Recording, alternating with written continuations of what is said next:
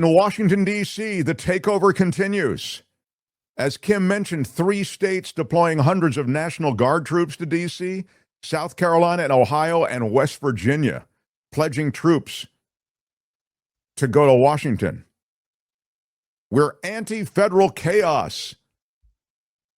Democratic cities preparing for the worst as Trump expands his desire to take over Washington, D.C. and Los Angeles. I mean, he sent National Guard troops to L.A. despite California opposing that move. There's a lawsuit from the state about that. And the idea that you're fighting crime as a result of the presence of these troops, it's absurd. I'll tell you what you're fighting. You're fighting businesses and businesses flourishing. In fact, I just saw this. This is in my, I'm from Washington, so I get a lot of stuff. I still follow my hometown, Reservations plunging across D.C. restaurants after Trump's police takeover. Online reservations dropped more than 25% in the days following President Trump's announcement that he was federalizing D.C. cops. This is from Open Table. On Monday, the day Trump announced he would invoke the D.C. Home Rule Act and federalize the city's police department for the first time in history, online reservations in the district dropped by 16% compared to the same date in 2024. Tuesday, as the National Guard began mobilizing in the district, reservations were 27% below their 2024 levels. Wednesday, they were down even more, 31%. I mean, if you're trying to run a business, it's hard enough. The D.C. restaurant industry, one of the worst hit in the country by pandemic shutdowns, had seen 11 consecutive months of year-over-year improvement in reservation numbers. As of Sunday, the city stands nearly alone among the largest 20 U.S. cities tracked by Open Table in having a drop in August reservations compared to last year. Only Las Vegas, which has seen its own economy buffeted by Trump's immigration and trade policies. Buffeted is an easy word. It's a lot worse than that. They should say negatively affected. Has seen fewer diners this month than in August of last year. And the timing couldn't be worse for D.C.'s restaurants, hundreds of which are preparing for Summer Restaurant Week to begin this week. That annual event offers diners $25 and $35 brunches and lunches at more than 350 restaurants around the city, and people just don't want to go out. You don't want to go out in a city where there are troops everywhere. Trump announced the takeover of D.C.'s police last week to address what he described as, quote, rising crime, even though the data is down. You know the rest on that. So I would just say that, a lot of this theater and performative stuff, and that's what this is, right? You don't really think you're going to reduce crime in D.C. by somehow putting federal troops on the street, by putting Pam Bondi in charge of the Metropolitan Police Department. You don't really think that you're going to affect crime one way or the other, do you? I mean, you're not going to Anacostia. You're going to Georgetown. You're going to Chevy Chase. That's not where the crime wave is most intense. Crime really is a problem in other parts of Washington where you don't have a lot of troops. In Anacostia, black on black crime. I mean, there is a race-specific issue here with many of these neighborhoods never getting out of the sort of economic poverty that's informed so much of the evolution of Washington through the decades. There's been a lot of gentrification of Washington. There is a crime problem. I think it's a crime problem that sort of coexists with other crime problems in other cities. Again, you didn't go to St. Louis. I mean, you can't go there because you don't have that power. The federal government can't just move into St. Louis and take over their police department the way you've done in Washington, D.C. But they want to move into L.A. They want to go to Chicago. They want to go to these blue cities, as we've discussed. So, again, the ripple effect of your performative crap, the theater of sending Dr. Phil out with the immigration stuff, getting Dean Cain as an honorary ICE agent. This is all performative theater BS. Giving DHS another $45 million for ICE $45 billion, I think it is.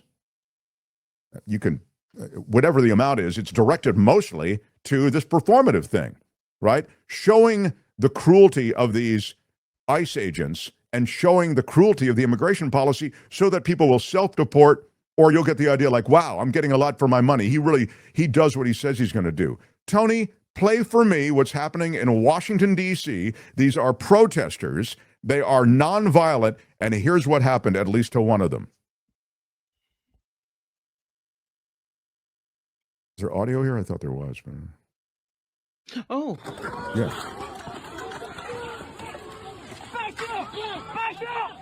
Yeah, taken down from behind.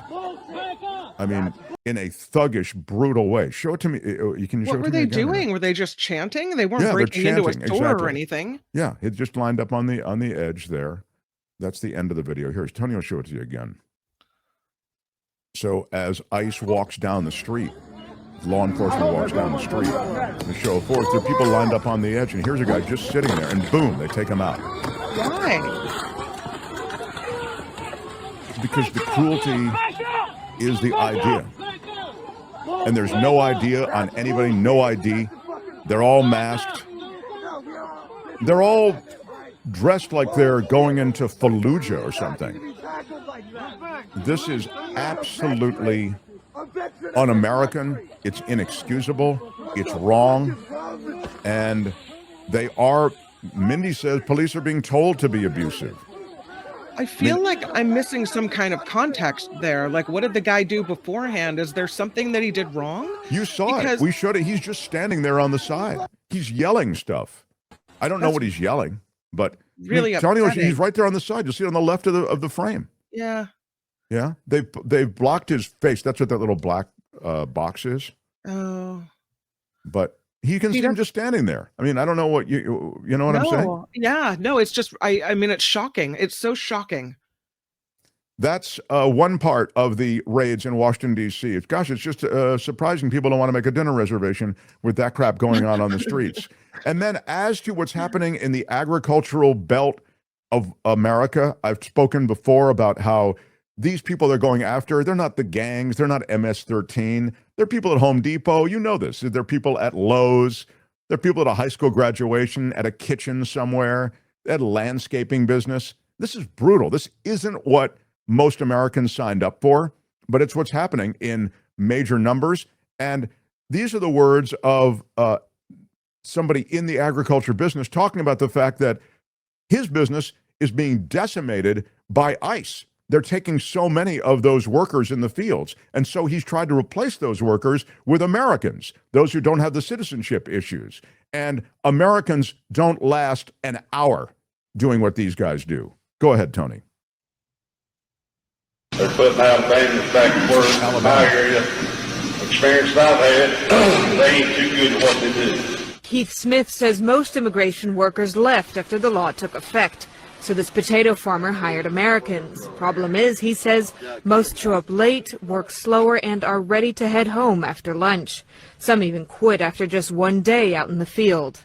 There's a Hispanic man that works for us, and I say, he's 52, and he'll make anywhere from $70 to $100 a day.